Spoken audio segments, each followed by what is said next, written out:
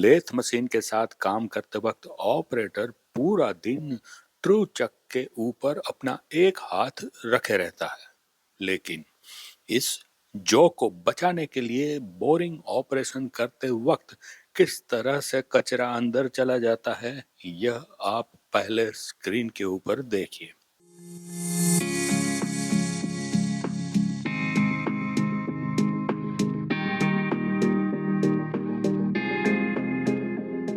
हमें यह भी समझना है कि अंदर जाने से कचरे को बचाने के लिए कैसे थर्मोकोल का पैकिंग या कवर इंसर्ट कर देने से हमारा चक डैमेज होने से बचता है। बार बार मेंटेनेंस करने से अच्छा है इस तरह से प्रिवेंटिव एक्शन लेने से हमारा समय बचता है।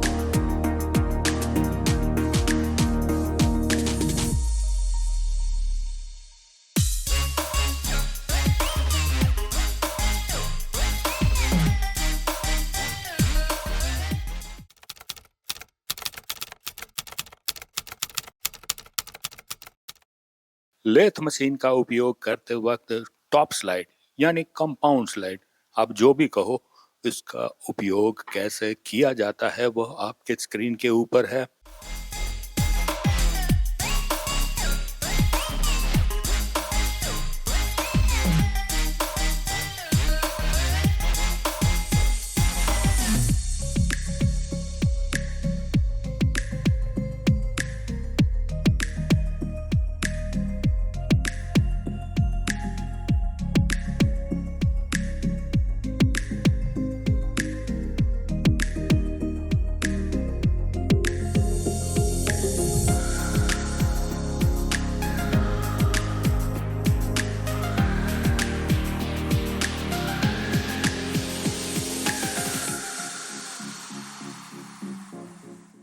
वैसे टेपर टर्निंग करना टॉप स्लाइड से बहुत आसान है।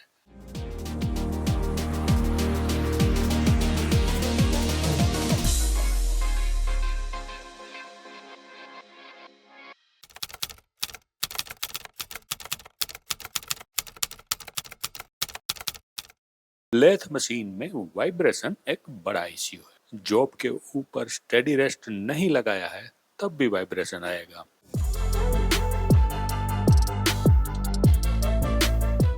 चक में जॉब ओवरहैंग लगा हुआ है तब भी वाइब्रेशन आएगा।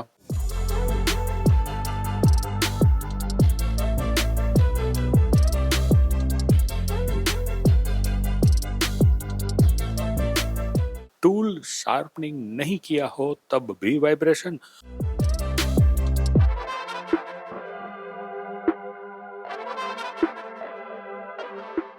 और अगर टूल ओवरहैंग है तब भी वाइब्रेशन।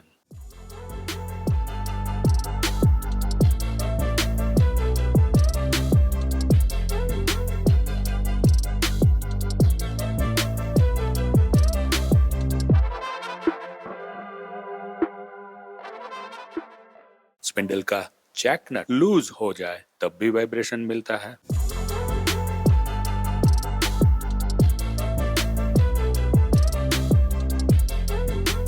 जॉब अगर बैलेंस नहीं है और जॉब जरूरत से ज्यादा आरपीएम पर टर्निंग कर रहा है, उस वक्त भी वाइब्रेशन मिल सकता है। नीचे की ओर लगे हुए वाइब्रेशन पैड में लेवल नहीं किया गया है मशीन, तब भी ठीक तरह से टूल काटेगा नहीं।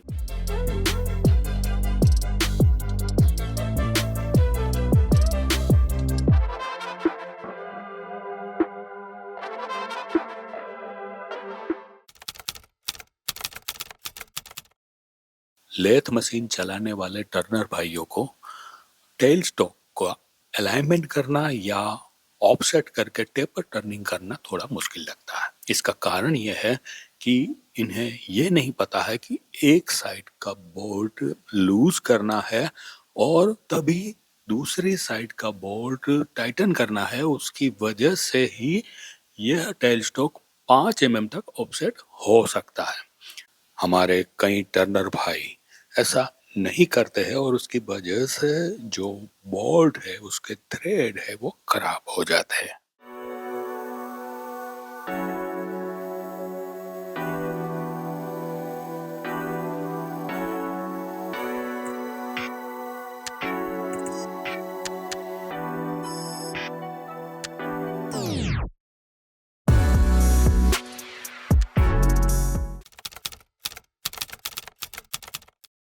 अब बात कर लेते हैं छोटे मोटे पीरियोडिकल मेंटेनेंस की।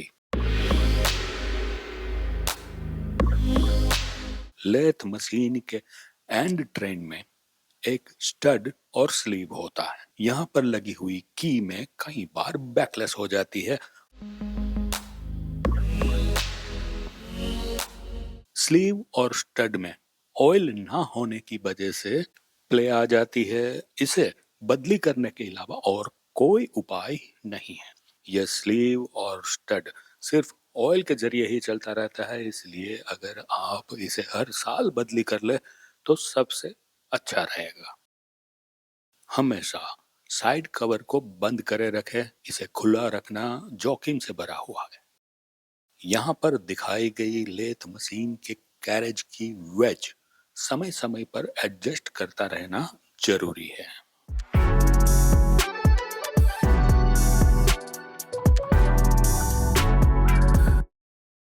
लेथ मशीन के टेल स्टॉक में यहाँ पर एक थर्स्ट बेरिंग दिया गया होता है।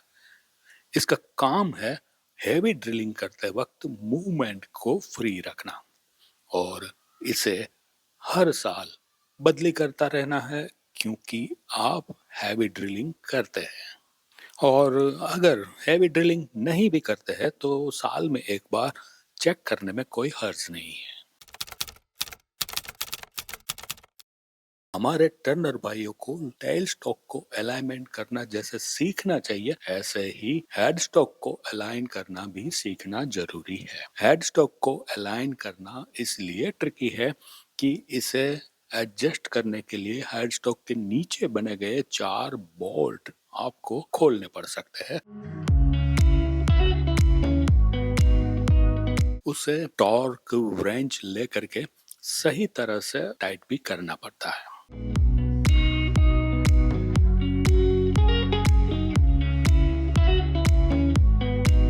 यहाँ पर जो एडजस्टमेंट दिखाया गया है वो पुख्ता नहीं है। इसके लिए अलग से मैंने एक YouTube के ऊपर वीडियो बनाया हुआ है, जिसका थंबनेल और टाइटल मैं यहाँ दिखा देता हूँ, तो ये वीडियो ध्यान से देखें।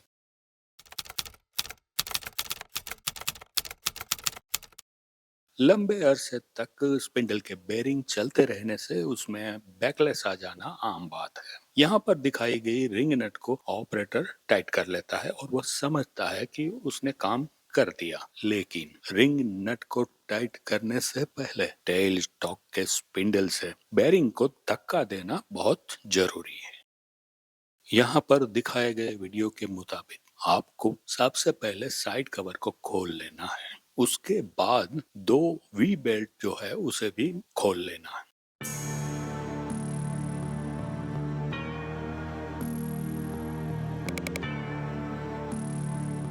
अब पुल्ली को उतार देना है, क्योंकि उसके बगैर आप कास्ट आयरन का जो बेरिंग कवर है उसे खोल नहीं पाएंगे।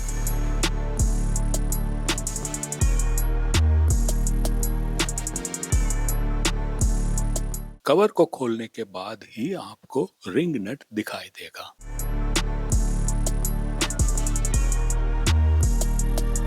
उसके बाद डायल गेज को इस तरह से पीछे की ओर लगाते हैं। मैग्नेटिक डायल गेज वहां चिपक जाएगा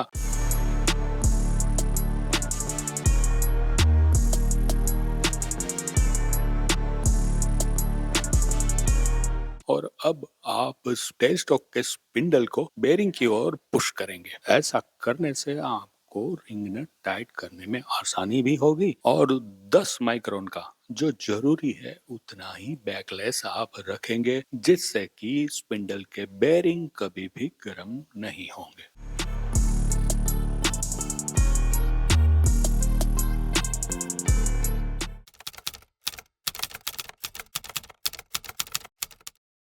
बंका मशीन के लीड स्क्रू में एक शेयर पिन आती है। यह शेयर पिन ओवरलोड कंडीशन में टूट जानी चाहिए, इससे मेंटेनेंस कम होता है। एक्सीडेंट की परिस्थिति में मशीन फिर से रनिंग जल्दी हो जाता है। शेयर पिन को कैसे बदली करना, यह इस वीडियो में आप देखने वाले हैं। वीडियो में मशीन का चक रनिंग कंडीशन में है, लेकिन किसी भी हालत में स्क्रू नहीं चल पाएगा। स्क्रू का मूवमेंट ना होने की वजह से एप्रन का कंट्रोल चला जाता है। वो ऑटो फिट में या थ्रेडिंग का काम आप नहीं कर पाते हैं।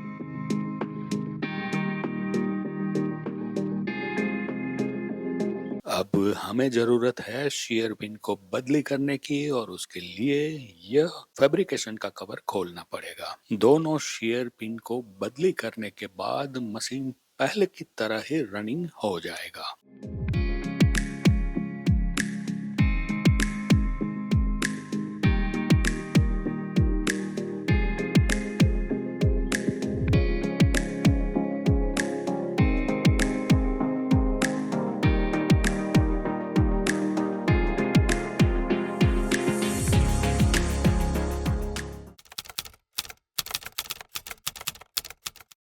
एप्रन गियर बॉक्स में ऐसी ही एक मुश्किल आती है हाफ नट एडजस्टमेंट की। लोगों को पता ही नहीं है कि हाफ नट को एडजस्ट करने के लिए यहाँ पर दिए हुए 2 ग्रब स्क्रू को टाइट करना है, और उससे पहले पीछे दिए गए 2 हेक्स बोल्ट को खोलना भी है। हाफ नट को थोड़ा जैम सेट करें, क्योंकि नहीं तो चलते हुए मशीन में यह लीवर नीचे गिर जाएगा।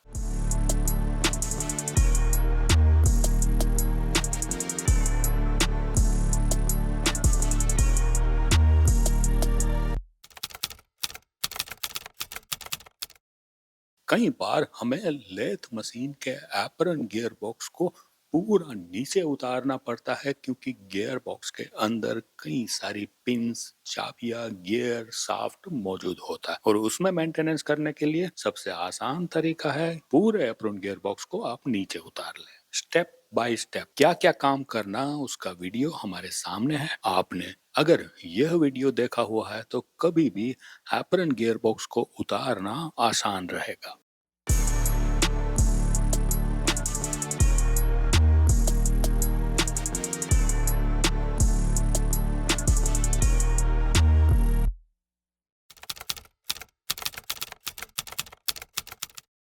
हमारे लेथ मशीन के एप्रन गियर बॉक्स में जो वर्म घूम रहा होता है, उसमें गन मेटल के 2 बुश लगाए हुए होते हैं।